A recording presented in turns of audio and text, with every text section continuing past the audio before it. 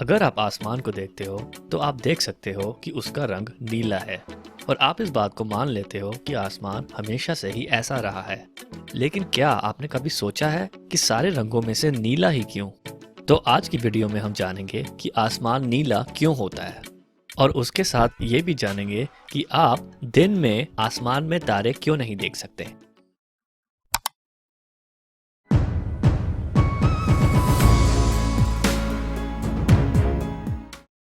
अगर आपने कभी केलॉग के फ्रूट लूप सीरियल को देखा हो, उसमें काफी सारे रंग होते हैं।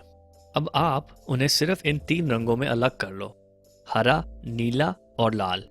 लेकिन अगर मैं आपको सिर्फ नीले फ्रूट लूप सीरियल एक प्लेट में डाल के दूं, तो पहली चीज आप मुझसे ये पूछोगे कि बाकी रंग हरा और लाल वो कहाँ गए। ठीक इसी तरह जब आप नीले आसमान को देखते हो तो ये पूछने के बजाय कि उसका रंग नीला क्यों है, आप ये भी पूछ सकते हो कि बाकी रंग कहाँ गए, सिर्फ नीला ही क्यों दिख रहा है।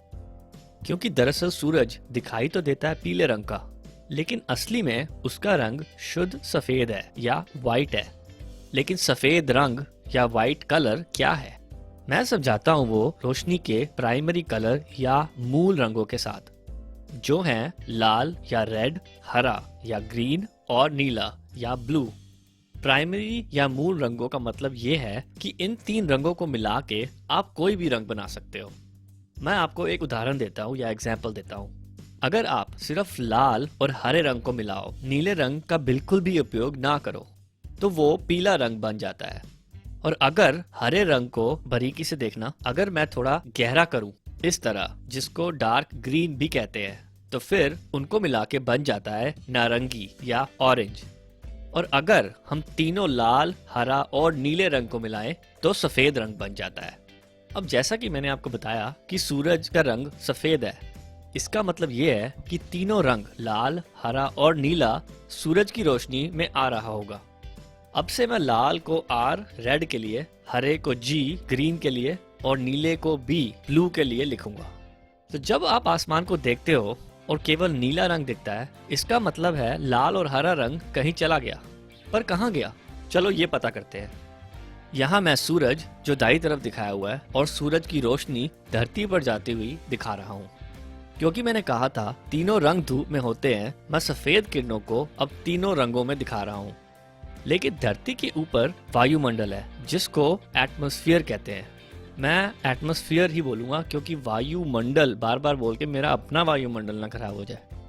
अगर आप सिर्फ ये देखते हो कि धरती का एटमॉस्फेयर किस चीज से बना है, तो ये पता लगेगा कि ज्यादातर नाइट्रोजन लगभग 80% और ऑक्सीजन 20% पर है। बाकी और चीजें भी हैं, लेकिन बहुत ही कम मात्रा में। तो आसमान का रंग नीला जो है नाइट्रोजन और ऑक्सीजन की वजह से ही होगा। लेकिन कैसे? आइए समझने के लिए पीले रंग में दिखाए गए एक छोटे से क्षेत्र में जूम करते हैं। यहाँ धरती का समुद्र स्तर या सी लेवल दिखाया हुआ है और आसमान में एक रेखा है जिसको कारमन रेखा या कारमन लाइन कहा जाता है। कारमन एक हंगेरी बॉर्न अमेरिकन इंजीनियर थे। कारमन लाइन 100 किलोमीटर ऊंचाई पर है और बीच में सब कुछ जो है उसको एटमॉस्फेयर कहते हैं।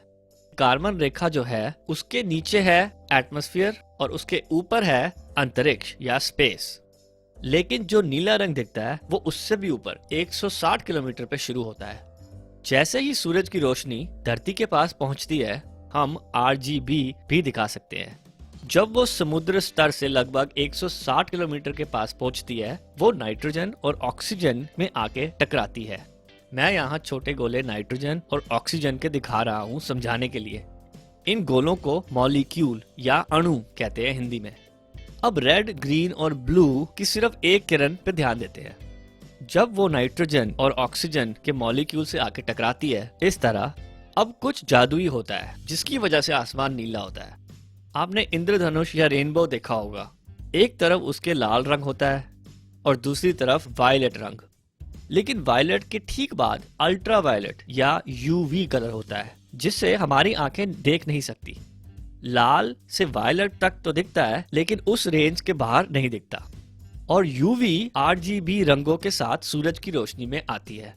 जैसे ही UV इस मॉलिक्यूल से टकराती है, UV लाइट की वजह से मॉलिक्यूल उत्साहित या एक्साइटेड हो जाता है और वो RGB रोशनी को सोख लेता है, जैसे एक स्पंज पानी सोख लेता है और उसके बाद एकदम से, या ये कह लो उसी क्षण, ये सूरज की रोशनी आरजीबी को बिखेर देता है। ऐसे इस बिखेरने की प्रक्रिया को स्कैटरिंग कहते हैं। स्कैटरिंग का मतलब होता है बिखेरना।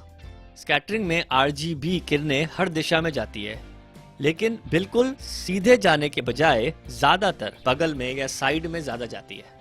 जैसे अगर स्पंज ने पानी सोख लिया हो और तुम उसको एकदम से दबाओगे तो पानी हर तरफ जाएगा।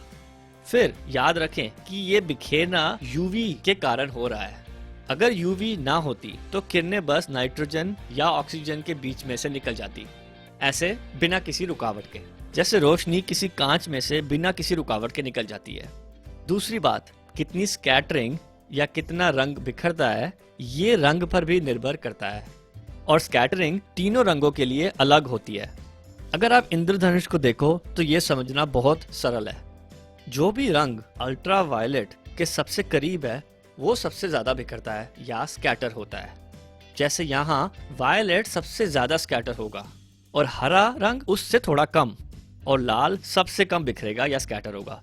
उसकी वजह यह है कि शुरू में ही जब रोशनी नाइट्रोजन या ऑक्सीजन के मॉलिक्यूल से टकराती है, मॉलिक्यूल नीले को सबसे ज्यादा सोखता है, हरे को उससे कम और लाल को सबसे कम।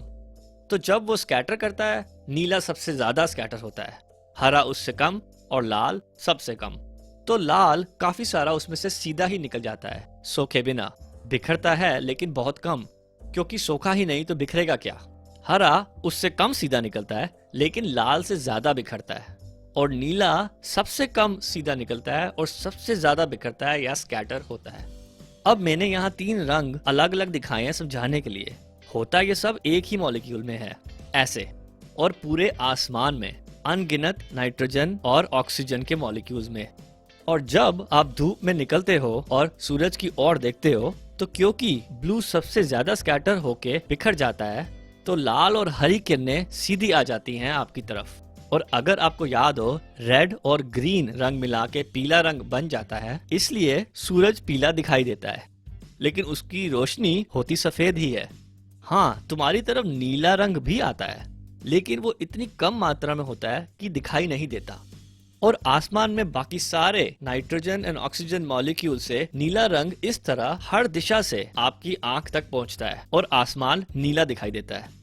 हाँ, आसमान सिर्फ नीला नहीं है, हर तरफ से लाल और हरी किरणें भी आती हैं, लेकिन नीला रंग इतना ज्यादा होता है कि सिर्फ वो ही दिखता है पूरे आसमान में। एक दिलचस्प चीज ये है कि अगर धरती पर वायुमंडल या एटमॉस्फेयर नहीं होता तो कोई नाइट्रोजन एंड ऑक्सीजन के मॉलिक्यूल ना होते, ऐसे आसमान बिल्कुल खाली होता, तो पूरा आसमान काला दिखाई देता और सिर्फ सूरज दिखाई देता आसमान में। सिर्फ वो किरणें जो तुम्हारे तरफ सीधी आती सूरज से, सिर्फ वो ही दिखती पूरी रात और पूरा दिन। और फिर दरअसल आप दिन में भी तारे देख सकते। तो एटमॉस्फेयर में बिखरी नीली रोशनी की वजह से आप दिन के समय में तारे नहीं देख सकते। इसलिए नहीं कि सूरज की चमक बहुत तेज होती है या वो बहुत ब्राइट होता है, जो ज्यादातर दिन में तारे ना देखने की वजह समझी जाती है। ये बात इस फोटो में दिखाई गई थी क्योंकि चांद पे एटमॉस्फेयर या वायुमंडल ना के बराबर है। धरती दिन में दिख रही है, आसमान बिल्कुल काला है जब चांद से देखा। ये फोटो दिन में ली गई थी। तो आसमान नीला क्यों है, इसका आसान उत्तर ये है कि आप शुरू तो करते हो फ्रूट लूप सीरियल तीनों रंगों के, और हरा और लाल सीधा आपकी तरफ आता है, जिसको मिला के सूरज की रोशनी पीली बन जाती है, और नीला पूरे आसमान में छा जाता है, जिससे आसमान नीला नजर आता है। लर्नेबिलिटी इंडिया की वीडियो देखने के लिए धन्यवाद। सीखते जाओ।